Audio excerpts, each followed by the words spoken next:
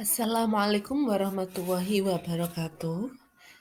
Yang akan kita pelajari di kelas 11 selanjutnya adalah tentang strategi algoritmik dan pemrograman.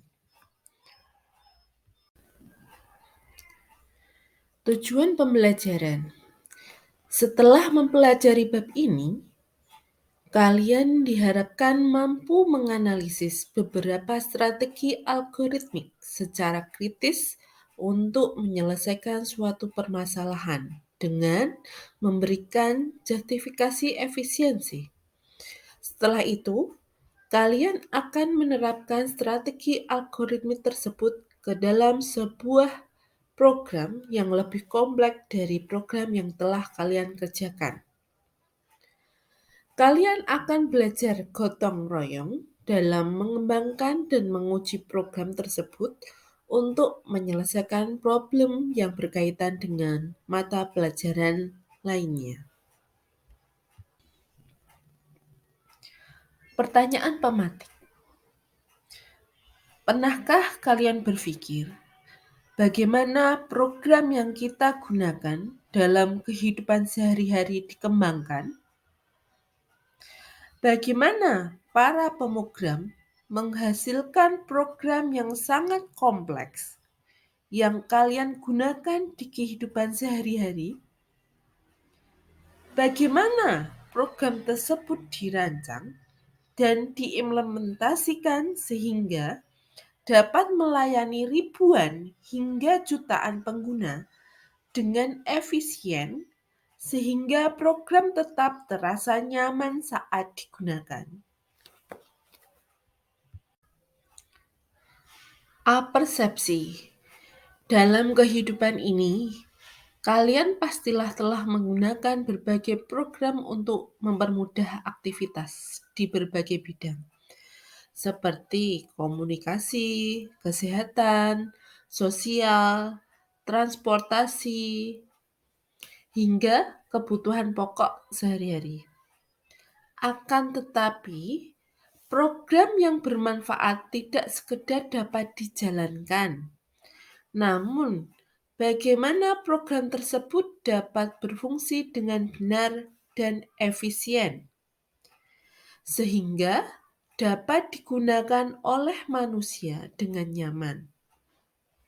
Untuk menghasilkan program demikian, diperlukan suatu kemampuan menyusun strategi algoritmik dan pemrograman.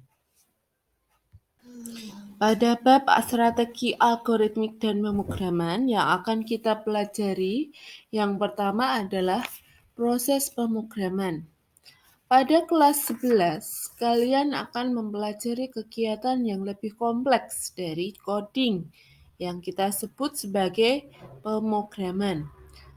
Pemrograman menurut buku Oxford Dictionary of Computer Science adalah seluruh aktivitas teknis yang dilakukan untuk menghasilkan suatu program, termasuk analisis kebutuhan dan seluruh langkah desain dan implementasi suatu program. Coding atau proses penulisan kode program berbeda dengan pemrograman. Pemrograman adalah suatu teknik dan seni membuat program yang dapat membantu manusia menyelesaikan permasalahan secara efektif dan efisien. Oleh karena itu, ada proses-proses yang harus dilakukan untuk memastikan program yang dibuat handal dan dapat bekerja secara efektif dan efisien. 4 langkah yang dilakukan pada saat melakukan program pemrograman, yaitu analyzing, yang kedua problem solving, yang ketiga coding, yang keempat testing. Yang pertama, menganalisis permasalahan atau analisis. Pemrogram menganalisis suatu kebutuhan atau keadaan saat ini untuk menghasilkan definisi permasalahan yang perlu diselesaikan dengan program. Permasalahan yang dianalisis bisa berupa masalah yang baru atau penyempurnaan dari solusi yang sudah ada. Kemampuan berpikir komputasional digunakan untuk mencari abstraksi dari permasalahan yang akan diselesaikan. Permasalahan yang kompleks dapat didekomposisi ke beberapa masalah yang lebih kecil, namun saling berkaitan. Hingga akhirnya, pemrogram akan mengenali pola permasalahan tersebut sebagai sebuah variasi dari problem generic. Tahap ini menghasilkan pernyataan masalah atau problem statement yang menjelaskan masukan atau input, keluaran atau output, serta batasan-batasan atau constraint dari program yang akan dibuat. Mendesain solusi atau problem solving. Pemrogram merencanakan strategi untuk menghasilkan keluaran berdasarkan masukan yang diterima. Pemrogram tidak harus merencanakan solusi dari awal. Mereka dapat menggunakan solusi atau potongan solusi yang sudah ada dari permasalahan yang telah diselesaikan sebelumnya. Bahkan, jika problem generik telah ditemukan, pemrogram dapat memodifikasi algoritma generik agar sesuai dengan permasalahan. Proses ini akan menghasilkan algoritma berupa narasi, pseudocode, atau diagram alir. Pada tahap ini, pemrogram juga akan mengevaluasi algoritma yang dibuat untuk memenuhi batasan dari permasalahan. Misalnya, apakah program dapat bekerja dengan cepat atau kurang dari 1 detik saat diberikan masukan yang berukuran besar, karena menunggu membuat pengguna tidak nyaman. Ketiga adalah mengimplementasikan solusi dalam bentuk program atau coding. Pada tahap ini, pemrogram akan menulis kode program untuk menjalankan solusi yang telah direncanakan sebelumnya dengan menggunakan suatu bahasa pemrograman. Memilih bahasa pemrograman menjadi pertimbangan di tahap ini. Selain itu, algoritma menjadi kode program juga melibatkan banyak pertimbangan teknis, misalnya tipe data, struktur kontrol yang digunakan, dan lain-lain. Keempat adalah menguji program atau testing. Setelah program dapat dijalankan, program tersebut harus diuji untuk memastikan program berjalan dengan benar, sesuai dengan batasan-batasan yang diberikan. Penguji dapat dilakukan dengan menggunakan berbagai strategi pengujian.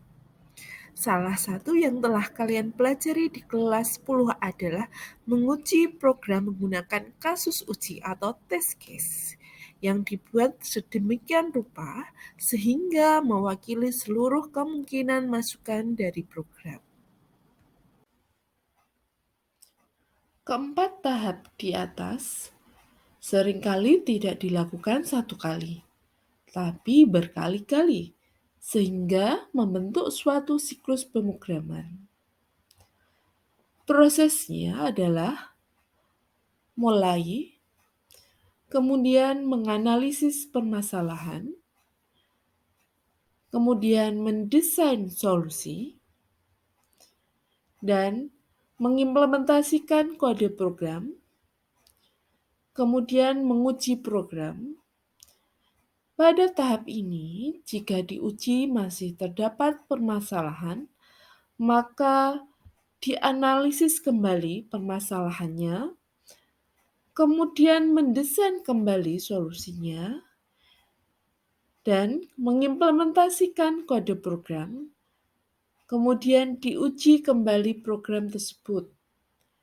Bila sudah dirasa cukup, maka program dipakai dan selesai. Pendekatan siklus ini juga bermanfaat jika kalian ingin membuat sebuah program yang kompleks.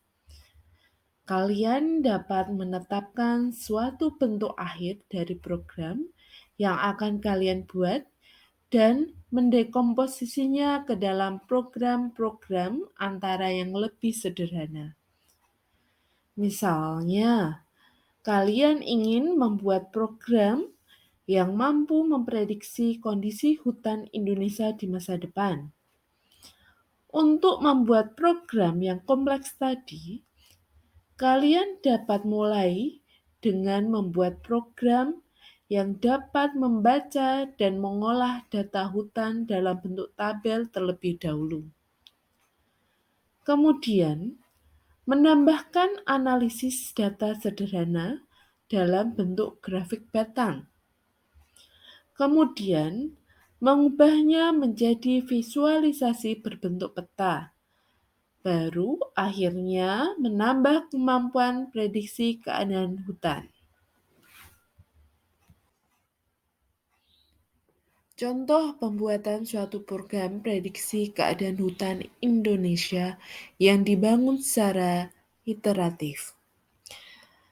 Pada tabel di bawah ini, dimulai dengan proses analisis, kemudian desain, kemudian implementasi, kemudian diuji, dan menghasilkan versi pertama, yaitu program mampu membaca dan mengolah data tabular.